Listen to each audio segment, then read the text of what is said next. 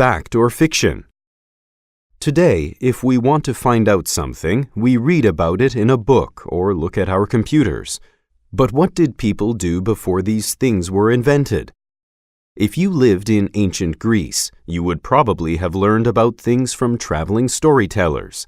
They went from village to village and told their stories to entertain people.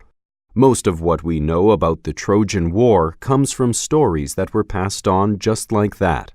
So we don't know if it is true or not, fact or fiction.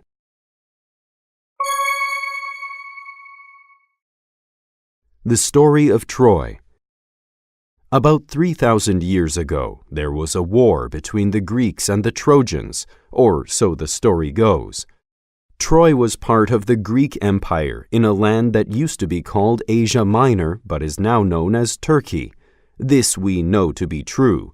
It is not the places that are questioned. It is the story itself, the different versions of the story, to be exact.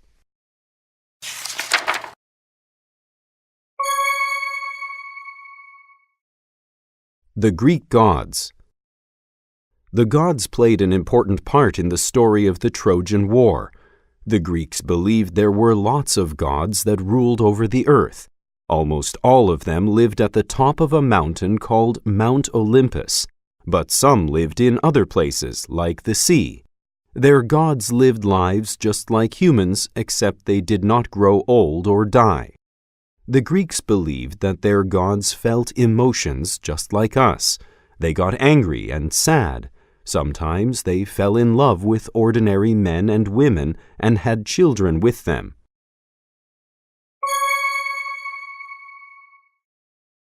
How the story begins.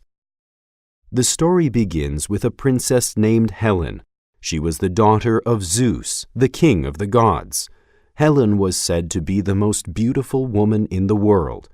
Many Greek kings wanted to marry her, but they all promised to let Helen choose her husband and help him if anything went wrong. Helen chose Menelaus, the king of Sparta.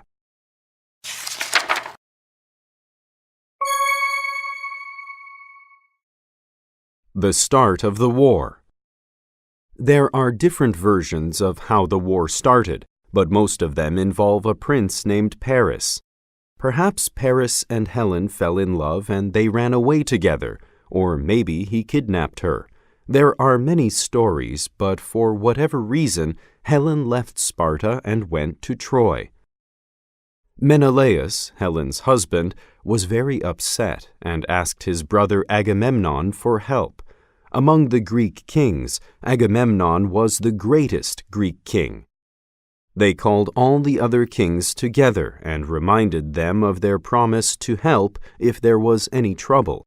Menelaus and Agamemnon wanted to go to Troy to get Helen back. The others agreed to help, and a war was started. They got a great army together, and they sailed across the sea.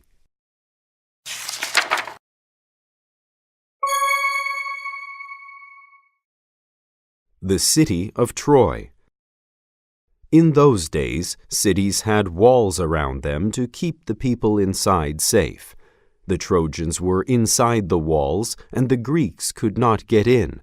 The Greeks camped outside and waited. The war continued like this for 9 years. The Trojans would come out to fight with the Greeks, but the Greeks never got inside the walls of Troy. In the story, the gods fought too. Some of them helped the Greeks, and some of them helped the Trojans.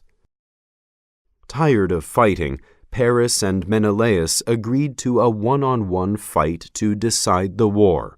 They agreed that the winner of the fight would keep Helen as his wife.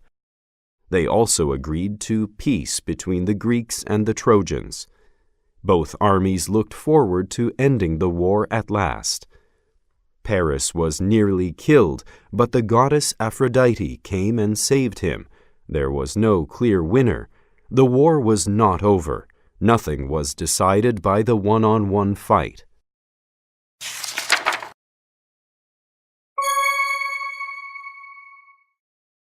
Achilles. There were many heroes on both sides of the war, and there are many stories about these heroes. One story is about Achilles. He was a brave Greek warrior who fought and killed many Trojans.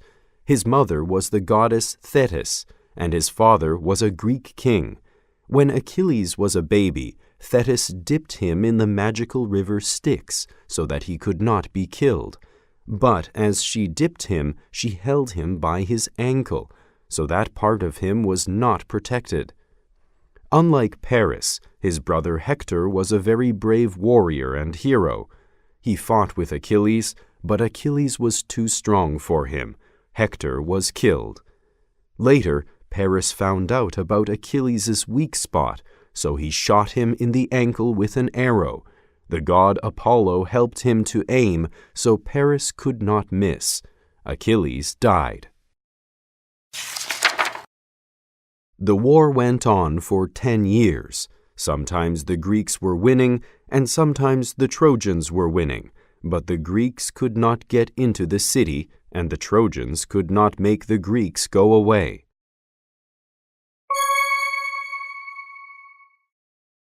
A clever plan. After 10 years, a Greek general named Odysseus came up with a clever plan. He got the Greeks to build a giant wooden horse. There was space inside for some men to hide. Secretly, some Greek soldiers climbed inside. Then the horse was left outside the city gates. The Greeks got into their boats and pretended to sail away. The Trojans were very excited. They thought they had won the war. They thought the horse was a gift to say sorry. Some of the Trojans did not believe this and wanted to burn the horse. No one listened to them. The horse was pulled inside the city. The Greek soldiers waited inside quietly. That night, when everyone was asleep, they climbed out and opened the city gates. The Greek army had come back and was waiting outside. They went into the city. The Trojans were all asleep and not ready to fight. The Trojans lost the battle. The Greeks burned the city. Menelaus took Helen back to Sparta, and that was the end of the war.